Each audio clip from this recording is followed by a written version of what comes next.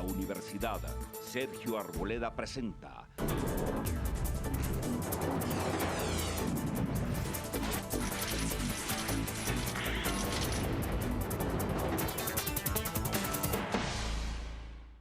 Muy buenas noches. Mientras estamos aquí sentados conversando sobre la paz de Colombia, los negociadores que ha enviado el presidente Santos a Cuba deben estar llegando, preparándose para la nueva ronda, la ronda 31 en los diálogos con las FARC. Esta nueva ronda inicia con el preámbulo, la antesala de una intensa discusión nacional sobre las posibilidades de reincorporación de los guerrilleros de las FARC en la sociedad colombiana. El presidente Santos, en su viaje a Francia, mencionó un posible acuerdo con la gendarmería francesa para que se abra una discusión acerca de si conviene o no pensar en que guerrilleros de hoy sean los policías rurales del mañana. Dos exministros de defensa, prestigiosos, profesionales, colombianos exitosos, que manejaron estos asuntos al frente de sus despachos, nos acompañan esta noche para que analicemos este tema en la coyuntura de esta ronda que comienza. Señor exministro Camilo Ospina, me da mucho gusto tenerlo aquí. Juan, en esta muchas noche. gracias por la invitación. Gracias por acompañarnos, señor exministro Rafael Pardo. Don Juan, ¿cómo está usted? Muy bien, contento de tenerlos a ustedes aquí esta noche. Contento por la invitación y por estar aquí con Camilo. Gracias. A Juan se le ve muy bien, ¿no? Juan, perfecto. Es decir, Es que ya sin las afugias del Congreso. sin las afugias del Congreso se ve más Pero lozano. ustedes también se les se ve más lozano. Ustedes también se ven más sonrientes que cuando eran ministros de defensa. Yo más que él, porque él entra en campaña, entonces yo estoy tranquilo, dedicado a las actividades La sonrisa particulares. del doctor Ospina puede ser más larga. Yo sí creo, y más tranquila. Entremos en materia. Dele. ¿A ustedes les gusta la propuesta de que los guerrilleros terminen incorporados en la policía como policías rurales? Juan, yo divido el tema en dos temas, en dos fases. El primero, organizar una policía rural me parece que es simplemente organizar otra área de actividad de la policía. A mí no me parece que eso esté mal, me parece que especializar un grupo de policías en eso, que la vinculación de los individuos a determinado sector, de hecho la profesionalización de la actividad del policía es buena, que un policía sea de inteligencia, que un policía sea de vigilancia, como se llaman los policías de la ciudad normales, que un policía sea de tránsito especializado y que un policía sea rural, a mí eso me parece bien. Es decir, no le veo problema a ese concepto. Me parece que es un concepto por desarrollar y que puede permitirnos mayor control de las áreas rurales con especialización y con tecnología apropiada. Hoy los carabineros son una especie de policía rural. Pero no funciona, es decir, sí y no. Los carabineros son policías rurales, pero digamos, la protección en el campo la hacen policías de vigilancia. Es decir, como policías de la ciudad trasladados a un pueblo, si vamos a Caparrapí, ahí va a haber un puesto de policía, pero ellos no tienen una especialización rural. Pueden llegar los carabineros que sí son rurales, pero no tienen una gran extensión y una gran cobertura. Entonces, ese primer punto es un punto técnico que desde mi punto de vista no tiene problema. ¿Y la incorporación de guerrilleros? Ese es un tema distinto. El primer punto de vista es desde el punto de vista del ciudadano. Si yo tengo una persona que durante mucho tiempo me ha extorsionado, que ha podido secuestrar a alguien de mi familia, o que me amenaza de forma permanente para hacer negocios, o que me subyuga, es muy difícil pensar más adelante que él va a ejercer la ley.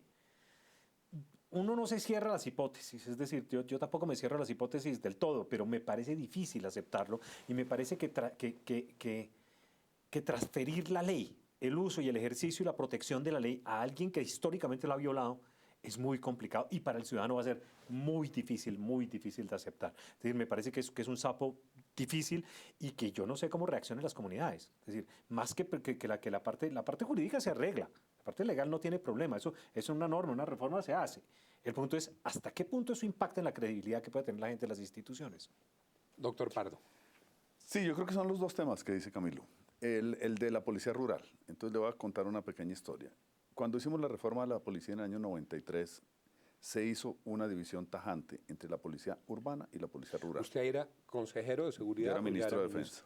Usted venía de haber sacado adelante el proceso de paz con el M-19. Sí, señor. Y lo nombran ministro de Defensa. Hicimos una reforma a la policía que es, digamos, en buena parte lo que es la policía de hoy, pero se desvirtuó en dos temas. Uno de ellos, Perdón, la policía rural. una pequeña anotación histórica. Primer ministro de Defensa Civil. Primer que ministro tiene de un Defensa contexto, Civil. que tiene un contexto muy particular. Exacto. Así Entonces es. la policía venía de una situación de descrédito tremendo y pues hubo la oportunidad de sentarnos con la policía y con la sociedad civil y hacer una reforma que básicamente planteaba dos cuerpos distintos de policía dentro de la misma Policía Nacional, civil ambos. Uno, la policía urbana de vigilancia, la policía judicial también, y otro, la policía rural, que era esencialmente carabineros, pero también la que se creó en ese momento, que es la policía de carreteras, que es Y era parte de policía rural. rural. La policía de O carreteras... sea, carreteras eran lo Eso que ha llaman existido- hoy los ingenieros las vías terciarias. No, Para carreteras la- son las Que te patrullas que hay para. en las patrullas que hay en las carreteras. Claro, pero eso no son zonas rurales. Sí, ¿O la sí? mayoría son. Son zonas rurales. Las vías- Esa le hago una cuña. Digamos, Policía de Carreteras ha existido siempre, pero solamente tuvo financiación cuando yo logré con el Ok. presidente Gaviria que se metiera en la ley de concesiones la financiación de las concesiones viales a la policía rural. Ok. O sea, por eso O tiene sea, patrullas. esa y policía de tiene- carretera incluía la vigilancia en las vías carreteras, principales más una nacionales, policía. más las departamentales, ¿Cuál era la más las diferencia? veredales, más las terciarias. ¿Cómo se diferenciaba? Digamos, donde existe una policía distinta en el campo y la ciudad, digamos, lo más importante es España, Francia, Italia. En España se llama Guardia Civil, que no es civil, depende del ejército Del de España. ejército. Sí, Es es parte del militar. ejército. Se llama civil, pero es militar. Y está en todos lados. Está Y en está todos lados partes, por debajo de así es. 20.000 habitantes. En Francia se llama gendarmería y es más o menos la misma característica. La gendarmería es la primera fuerza militar de Francia. O sea, es más antiguo que el ejército de Francia. Y también funciona en los pueblos de menos de 20.000. Y en Italia se llama carabinieri. El mismo criterio, es una fuerza militarizada, distinta a la Policía Nacional. Entonces, ese era el planteamiento. Dentro del mismo cuerpo, crear una policía rural en la cual se pudiera hacer carrera, como es en la caballería o en la infantería o Que en la puedan artillería. ascender. Y, Claro. y toda la carrera sabiendo, aprendiendo, ascendiendo en la policía rural o en la policía O urbana. sea, para llegar al general de carabineros. Los generales, como en el ejército, los generales son de la República. Los generales no son de las armas. O sea, los oficiales son de distinta arma. Es un coronel de caballería, un coronel de infantería. El general ¿cierto? es El de la general República. es de la República. Eso era exactamente el mismo planteamiento. Pero no era 20.000, sino 50.000 lo que planteamos. O sea, 50.000 hacia abajo era rural y 50.000 hacia arriba habitantes del municipio era urbano. Se le estableció un sobresueldo de 20% a la policía rural, porque digamos aquí es mejor el nivel de vida en las ciudades que en el campo, eso es innegable. Y los miembros de la policía quieren pues ser trasladados a Bogotá, las ciudades donde hay colegios, donde los hijos pueden estar en la universidad, donde hay mejores servicios. Por eso lo pusimos de 20 a 50.000 y establecimos un sobresueldo. Eso finalmente, y se llamaba carabineros, eso finalmente lo desbarató la propia policía. En dos boliones, como dicen, empezó digamos, a que el sobresueldo era por actividad y no por pertenecer a la policía rural. Y los carabineros, que son un cuerpo muy prestigioso entre la policía porque montan a caballo, etcétera, pues lo que les gusta es, pues aquí la escuela de policía se llama Carabineros, no tiene nada que ver con lo rural, queda en Suba. Entonces lo que les gustaba era tener caballos para cuidar los partidos de fútbol en el Campín. Entonces realmente los carabineros hoy no son exclusivamente rurales. Con la prima pasó lo que pasó con la tuya, ¿no? Claro, Bueno, claro. Se quedaron sin las... entonces Sin las primas. lo que hicieron fue poner la prima por actividad y no por la pertenencia. Pero digamos la idea es esa. Después yo propuse... Y eso entonces no entonces, se exacto. pudo... Entonces, montar. cuando Se hizo y no se hizo. Se hizo, pero se deshizo. Y no deshizo. la contrarreforma. Sí, la silenciosa contrarreforma, que eso pasa en muchas instituciones. Cuando Camilo estaba de ministro, yo propuse en el Senado una Lo recuerdo. fórmula un poco distinta, y era crear una Guardia Nacional, en ese momento yo lo planteé, del Ejército, también con el mismo propósito, y eso lo presentamos en una ley de seguridad, pero tuvo mucha oposición de la policía, hay que decirlo. Y después, en el 2009, ya como director del Partido Liberal y como candidato, planteé una Guardia Nacional o una Gendarmería dependiendo de la policía. O sea, yo llevo 3 intentos en este propósito, por eso la idea me parece una gran idea, porque es que el campo aquí no lo cuida nadie. Ok, entonces vamos en la primera parte. ¿Le gusta la posibilidad Sí. de la policía rural? Nos queda claro. El campo además, no lo cómo ha cuida sido una nadie. batalla. ¿Quién cuida el campo? Y que lo integren Sí, pero los entonces, guerrilleros. un último tema, Juan, y Camilo está de acuerdo. ¿Quién cuida el campo? El campo lo cuidan fuerzas de combate. O sea, el ejército, que es una fuerza de combate, y la policía de choque, que es una fuerza de contraguerrilla. No es un policía. Mire, la gendarmería francesa sabe lo que hace. Va en parejas de 2 en 2, o en carro, o a caballo, o a pie, o lo que sea, o en moto, y tiene el registro de todos los habitantes de una pequeña vereda. Y van y los Es amigo saludan, de ellos. y cómo está la vaca, Viven y ahí, cómo está, viven ahí. claro. Eso lo creó Napoleón. Lo creó Napoleón hace 200 años con el criterio de que ahí donde hubiera más de 200 franceses juntos tenía que haber un gendarme. Duraron 120 años cumpliendo ese propósito. Hoy, ¿qué tiene Colombia? Colombia tiene 10.000 sitios poblados, o sea, tiene 1.100 municipios, pero 10.000 sitios poblados. O sea, hay 12.000, usted que está en elecciones, que ha estado, sabe cuántos puestos electorales hay, 12.000. ¿Dónde hay un puesto electoral? Donde hay más de 400 personas mayores de 18 años que pueden votar, por lo tanto hay 1.000 personas, o sea, 10.000. Y aquí solamente la policía está en casi los 1.000, digamos. No, Entonces faltan 9.000 puntos en los cuales, si en Francia el criterio es 200 franceses juntos, pues nosotros tenemos que tener ese planteamiento. No, Juan, Y que vayan los guerrilleros. No, Perdóneme, ese es el segundo tema. Dale. Ese es el segundo tema. Obviamente en el año 93, cuando la reforma de la policía, eso no estaba planteado, pero en el 2005 yo sí planteé en esa propuesta, Camilo recuerda, que hubiera la posibilidad de que personas desmovilizadas de grupos armados bajo determinada selección pudieran ser incorporados. O sea, no una fórmula de reinserción de grupos armados, sino o sea, individual. No automático ni para No. todos, dependiendo de los delitos, dependiendo de su propio... Exacto, que el no caso a fueran caso. que no fueran vinculados con delitos, digamos, delitos atroces como los que menciona Camilo, De lesa humanidad, sino ¿no? lo que en ese momento se buscó indultar, que era la pertenencia al grupo, ¿cierto? Eso Ya se hizo en El regresamos. Salvador. Doctor Pardo, vamos a unos mensajes breves y ya regresamos para que podamos redondear esta propuesta y analizar sus implicaciones. Sigan con nosotros.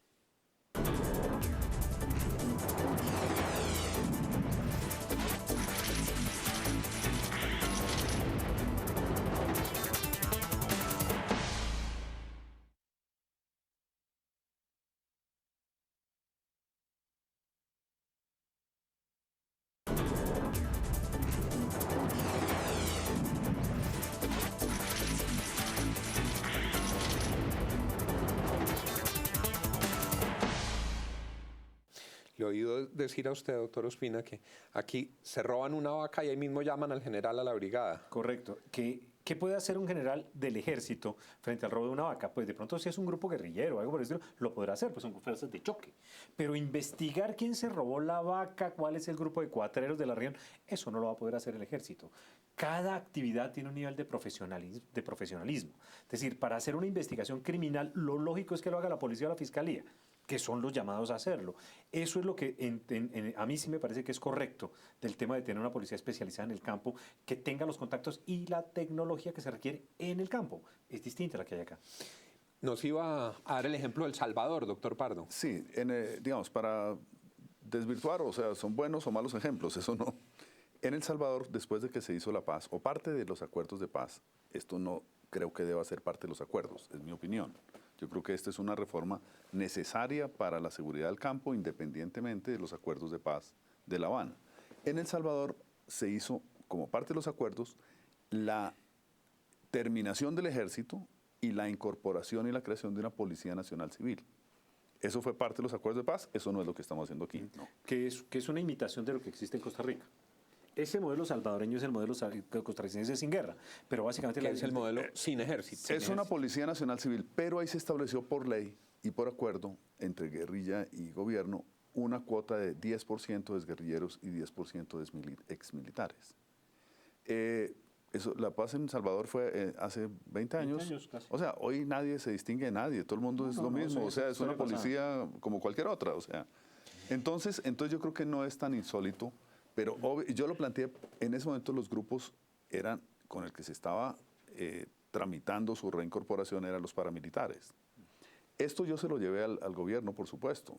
Pues le digo que pues, no fue mal visto esa posibilidad. Juan, hay una De pregunta la mano... acá. Sí, Pregunta acá. adelante, doctor Ospina. ¿Y la guerrilla quiere? Es decir, porque es que leímos inmediatamente después un mensaje de Timochenko diciendo, nosotros no hemos discutido eso. Sí, que parecía descalificar... Cosa que lo habla el bien de la presidente propuesta del presidente. Había O sea, dicho. porque ahí salieron unos críticos a decir, no, ya negociaron el ejército. No, no, o sea, ellos... Dos cosas dijeron ahí que a mí me llamaron la atención. El gobierno, por una parte, el presidente de la República ha pedido que se ponga el acelerador. Apúrenle con estos diálogos, esto toca hacerlo rápido, pero parece que las FARC siguiera en sus tiempos geológicos. Ellos mismos salieron a decir, esto está muy demorado, esto no, que no van a creer que es tan rápido como dice el presidente. Pero ahí lo que pasa es que hay que conocer la mentalidad de la guerrilla. Nuestros tiempos y los de ellos son totalmente distintos. Te lo pongo en palabras sencillas. Imagínate que tú has vivido la mitad de la vida en la selva. En la selva los tiempos son distintos. Un día alcanza para muchísimas cosas y en realidad un año no es mucho tiempo.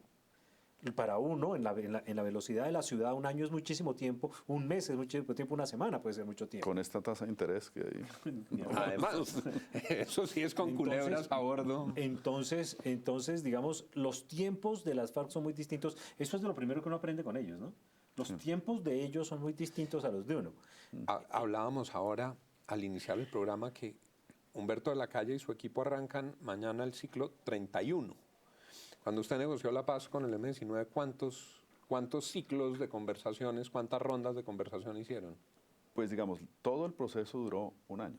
Un año. Un año, o sea, un año y un mes. ¿Y usted iba a Corinto? ¿Dónde era el proceso con el EPL duró 6 meses. ¿Usted cree que eso fue rápido porque había una voluntad real de paz y que ahora parte de lo que la demora es que no es tan evidente que así suceda? Pues mire, yo creo que siempre está a prueba la voluntad del otro. O sea, así por más mal que se vea un grupo armado, siempre está a prueba la voluntad del otro y siempre lo primero que tiene uno que pensar es que está usando la negociación con propósitos de fortalecerse. Ahora, el gobierno y el Estado y la negociación tienen que asegurarse que no sea así, ¿cierto? Pero realmente que desde el principio dijeron, no, queremos hacer la paz, no. O sea, todo el mundo dice que quiere la paz, pero que quiera desmovilizarse, no es tan fácil predeterminarlo en ese momento. Creo que la negociación lleva hacia eso. Doctor Ospina, otro de los temas absolutamente álgidos que tienen que enfrentar ya en esa subcomisión que han creado es el tema de las armas. Y viene la discusión acerca de si debe ser la entrega de las armas, si es la dejación de las armas, a quién se las dejan, si es que encuentran un gobierno extranjero, un organismo internacional, si las funden en una escultura. ¿Cómo aproximarse al tema de las armas? El tema de la credibilidad en el proceso pasa por ahí, ¿no? Es muy difícil pensar que hay un proceso sin que haya una entrega efectiva de armas. ¿A quién se las entreguen? Que se las entreguen a Noruega o se las entreguen a las Naciones Unidas o se las entreguen a la OEA, a quien quieran, eso es secundario. El segundo punto es que hay un tema álgido para los colombianos, que es el tema en realidad preocupante, que es el tema del narcotráfico. Es decir, uno en realidad queda muy angustiado cuando piensa en frentes como el 29 en Nariño, en frentes como el 38 en el Putumayo o frentes como el 60 en el Cauca, porque son frentes narcotraficantes. Se va a desmovilizar, bueno, digamos que se desmovilizan y se quitan el nombre de FARC. ¿Van a dejar de hacer la actividad del narcotráfico? Ellos han hecho eso toda la vida. Creo que el tema álgido para Colombia no es solamente el tema de la dejación de las armas, que en un momento determinado se soluciona de alguna forma y ahí nos tragamos el sapo. Ellos se entregarán o no. Lo que es clarísimo es que para las fuerzas militares el tema es un tema de dejación de armas, entrega. Para nosotros los civiles puede ser menos grave, ellos pueden tomarnos del pelo, entregarnos la mitad de las armas, entregarnos fusiles viejos, entregarnos pistolas oxidadas, las tienen, entregarnos cohetes que no funcionan. Ese tema en últimas se vuelve un tema discursivo. El tema real es de dónde está la dinámica de la guerra. Y la dinámica de la guerra en parte política hay un grupo de ellos que tiene un ideal político y que tiene un frente. Esos yo creo que son los que claramente entrarán en el proceso. Hay un sector que yo no veo tan claro que puedan que se han comportado como un cartel, que tienen laboratorios, que tienen cultivos, que eso pues lo han documentado, que tienen los El Frente contactos. 38 en algún momento de la vida llegó a tener una bolsa de valores de coca. La tenía. El eso Frente es. 38. 38, sí. Ellos trabajan en sucumbíos. Doctor Pardo, Las ¿usted qué armas. opina frente a las armas? Pues con el M-19 fue que inventamos el término dejación. O sea, con Carlos Pizarro se nos ocurrió esa palabra que no es castiza. Yo no sabía. No está en el diccionario, porque es el tema elemental que menciona Camilo. O sea, la guerrilla dice, bueno, a mí no me han derrotado, yo no le entrego. O sea, la imagen que pesa en los guerrilleros es la entrega de los guerrilleros de los llanos al general Duarte Blum, que eran los guerrilleros Guadalupe liberales Salcedo. entregándole las armas. Guadalupe Salcedo y su gente. Entonces, la fórmula que encontramos ahí es una fórmula elemental, eso no tiene tampoco ningún misterio. Es, bueno, no se las entregan al ejército, pero se las entregan a alguien que las destruye, pero no entregan lo que quieren. Con el M-19 y con el EPL duramos varios meses haciendo, pues el ejército y los organismos de seguridad tienen unos inventarios presumidos o presumibles de qué tipo de armamento tienen los grupos armados. O sea, eso no es a ciegas. Y eso lo íbamos y lo contrastábamos. Entonces decía, ustedes deben tener unos 450 fusiles de las Fuerzas Armadas de Venezuela, unos 380 que sean M1 que han cogido. O sea, porque eso, yo supongo que esto lo están haciendo, o esto lo van a hacer, porque... Y de ahí sale un inventario. Ese inventario, hay que mirar quién se le entrega. En el caso del M-19, se le entregó a... La OEA en ese momento no tenía mucha credibilidad porque estaba vinculada a la guerra en Centroamérica, a lo de los contras y Irán contras, estaba la OEA ahí metida. Naciones Unidas era demasiado alejada.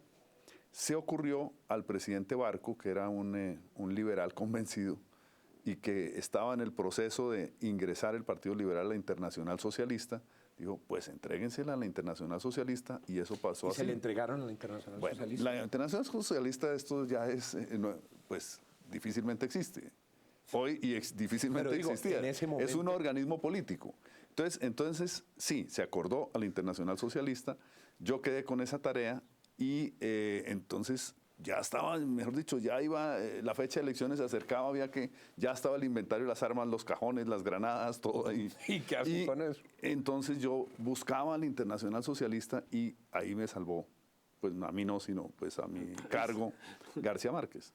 Porque lo llamé un día y le dije, maestro, estoy buscando... Tengo los fusiles no, de la M-19, ¿qué hago? La Internacional Socialista y el señor Willy Brandt, que es el presidente, no aparece, porque está en un proceso de elecciones de la reunificación de Alemania y está hace dos meses montado en un tren en una campaña electoral por toda Alemania y no sabe dónde queda Santo Domingo, ni qué es el M-19, ni quiénes somos nosotros. Entonces, y él es el presidente de la Internacional Socialista. Entonces me dijo, ¿y en América Latina quién es? Entonces le dije, no, es Carlos Andrés Pérez. Dijo, listo, mañana vamos a Caracas, así, mañana a las 9 nos vemos en Caracas. Y Carlos Andrés se ocupó de todo y fíjese cómo fue la entrega de las armas del M-19. Se las entregaron finalmente al ejército de Venezuela. A ¿Y nombre esas armas de la terminaron Internacional en el ejército Socialista. de Venezuela? No, esas armas terminaron en una siderúrgica en el Valle del Cauca Fundidas. y las fundieron, pero con los inventarios que verificamos con el ejército y digamos, eso fue una negociación difícil porque pues ¿en dónde están las armas del Carina o del no sé qué? Pues, mejor dicho, y usted con las FARC hacen la misma arqueología y podrá encontrar Pero también que hay algo de ese mecanismo. estilo se podría hacer. Sí, se puede ahora. hacer, pero Juan, pero ten en cuenta que va a ser hipotético. Eso es sobre estimativos, sobre cálculos, pero en términos reales van a entregar en la práctica lo que quieran entregar.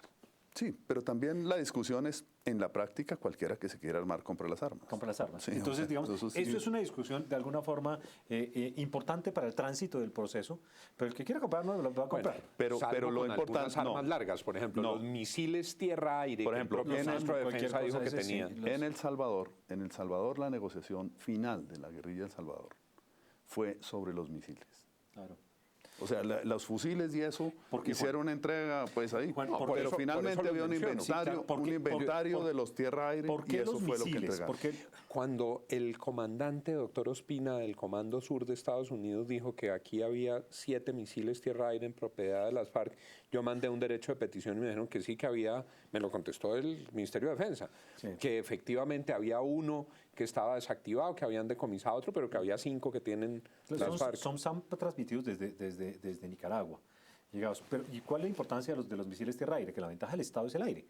Pero que ellos no tienen es helicópteros, ni aviones, ni bombarderos, ni cosas por ese estilo. Entonces los misiles son supremamente importantes porque si derriban los helicópteros, obviamente generan un daño enorme en la estructura de combate, si se quiere. Y Es por correcto. eso es que los grandes golpes que les han dado últimamente han sido golpes aéreos, no de la infantería. Claro. Y por eso se armó el tierrero que se armó cuando el señor Ben-Ami salió a decir que la idea que tenían era que se suspendieran los bombardeos y entonces vino la feria de la Entonces, rectificación. digamos, lo de las armas, en el caso del M19 había un arma específica sobre la cual yo no podía entrar en negociación, ¿Qué era? la espada de Bolívar. La espada de Bolívar. Entonces, la pusieron, no, yo puse la lista de ametralladoras de .50, de todo lo que se ha perdido, y entonces dijeron la espada de Bolívar, y la instrucción del presidente Barcos sí era muy clara. Me dijo, eso no se negocia. Que la vimos La bailando. espada de Bolívar se entrega. Que la vimos bailando entrega, en sí. libro de reciente aparición, que la ubica con proximidad a los carteles del narcotráfico Nada raro. y que dice que el M se la ha entregado al Sí, narcotráfico eso no es cierto. y que tocó a última hora, dice un libro recientemente publicado, ir a conseguirla porque se han comprometido No, con eso- usted a que la entregaban. ¿Usted cree que eso es No, es decir, carreta? lo que quiero decirles es que esa arma era más especial que un misil tierra-aire Claro. para la nacionalidad. Y no podíamos negociar esa arma, digamos, la espada de Bolívar, sino tenía que ser entregada sin condiciones, sin, digamos, ningún tipo de contraprestación. Ronda 31 inicia mañana y deplorablemente aquí el tiempo ha volado en esta charla grata sobre la coyuntura y sobre las lecciones de la historia. Lo que todos los colombianos esperamos es que las negociaciones se aceleren y que si existe una verdadera voluntad de paz se manifieste en un acuerdo pronto, en un acuerdo sostenible y en un acuerdo que permita que la paz no sea simplemente una foto, sino que se pueda quedar para siempre en nuestro país. Muchas gracias, doctor Ospina. Juan, gracias por la invitación. Muchas gracias, No, doctor muchas Pardo. gracias, Juan y Camilo, muy agradable. Ya, Rafael, mucha suerte. Bueno, pues a ver, no podemos hacer proselitismo, estamos en temas Yo sí lo puedo decir. científicos. El doctor Pardo se queda en la espada de Bolívar por ahora, pero ya hablaremos de otros temas. A ustedes, muchas No me gracias. vaya a hablar de la espada de Damocles. A ustedes muchas gracias por acompañarnos. Ya saben, a partir de las 10 de la noche, entre las 10 y las 10:30, todas las noches, aquí en Cable Noticias con los temas más importantes para nuestro país. Que tengan todos una buena noche y gracias por acompañarnos. La Universidad Sergio Arboleda presentó